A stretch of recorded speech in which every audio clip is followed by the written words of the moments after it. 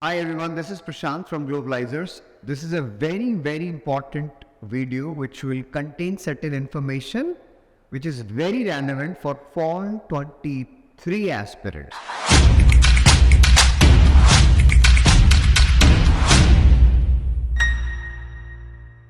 You have applied or you are in the process of application and now you are waiting for the decisions, or you've already heard certain decisions right now regarding admits and rejects. So what should you be doing at this point of time when you are in the process of receiving the admits? I will talk about two issues and that will help you, plan things accordingly, right? The first thing is related to applying for education loans. And I made a very informative video regarding, education loans for studying abroad with collateral, without collateral, all institutions. So please click on the I button to get that video and to really get the proper information, and that link is also given in the description. However, what I want to add is you should know that there are certain institutions which are not operating from India. And those are the likes of Empower and Prodigy Finances. And then there are institutions likes of, SBI to HDFC Credila to Onse to Axis to IDFC and all the nationalized and other banks, ICICI. So what you might want to do is to check that whether you are eligible for loans from Empower and Prodigy Financing, because it is not going to cost anything. So just go ahead and launch that application separately and keep trying parallelly your loans from, local Indian options also, right? So I would always recommend that if I were you, I would always lodge an application to Prodigy or Empower Finance, check my eligibility and see what kind of an offer I'm getting from them. And then I will also, parallelly work out my education loan from the, all the banks within India. And then I can take a call that this is the offer from, that institution or this institution, and then I can make a more informed decision. And this might also save your time. Within the Indian context, you cannot get education loan from two banks.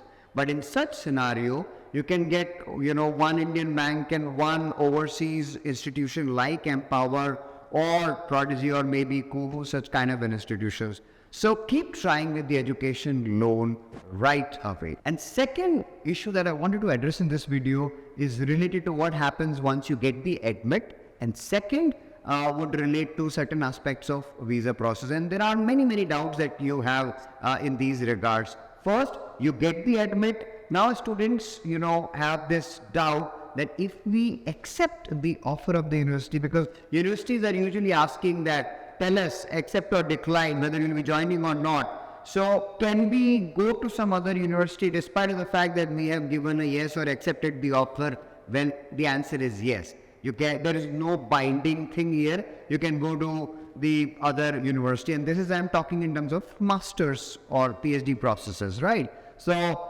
students sometimes have been given a date that you have to accept the offer before this particular date. And I have told in the other video that you can ask for the extension by quoting certain reasons. And if you get the extension, you get a breather. And if you don't get an extension, you'll have to take a call. And you might want to tell that, okay, I'll come to, this particular university. Some universities might ask you for a deposit also.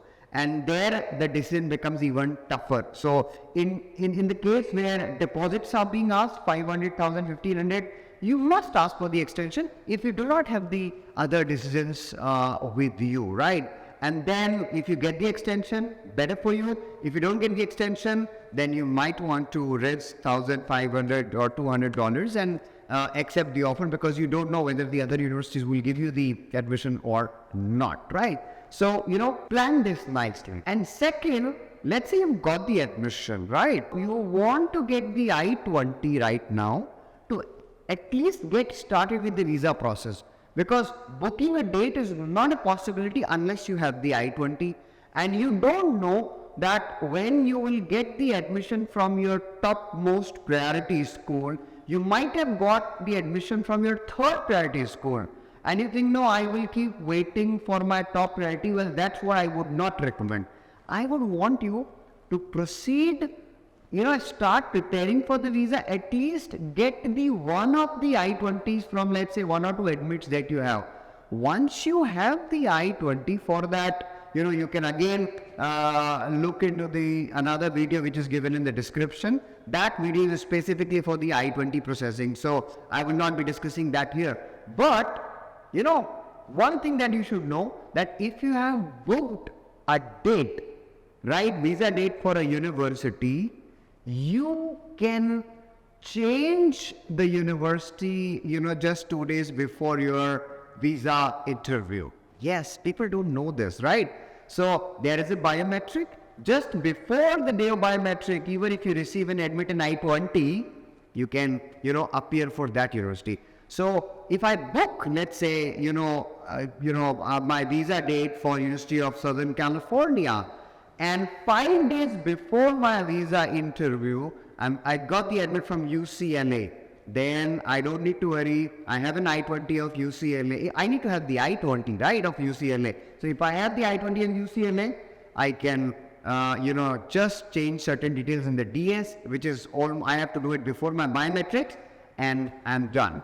Second, why all these things should not worry you, even if I've got the visa. Let's have got the visa for University of Southern California, and after I have received the visa, stamped everything, and 7 days later I get an admit from UCLA, and UCLA was my top priority and USC was my second priority, and I know that if UCLA comes, I'll go there. I can still go to UCLA despite I appeared for visa for USC. I have a stamp of USC. I just need to I need to transfer my service number. Service and all details you will learn when you see the I-20. And I transfer my service from USC to UCLA. I directly go to UCLA. So these are the things that, you should know, that there is no binding in the entire process, right? You book your visa date, because right now visa date is a concern. So I would want you to have to one of the I-20s as soon as possible, so that you have done the initial processing, right?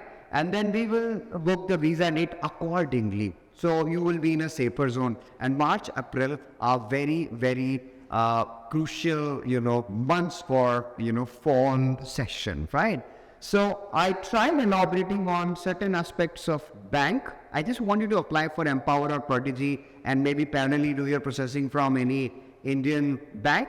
And you should know that while you go for the visa, you have an admit, just try getting I-20. Unless, that's not your top priority school and that's not asking for heavy advance deposit, right? So take a call accordingly, and you will have a lot of flexibilities while you appear for a visa for a certain university. You can change it before and even after your visas. I hope this video was helpful.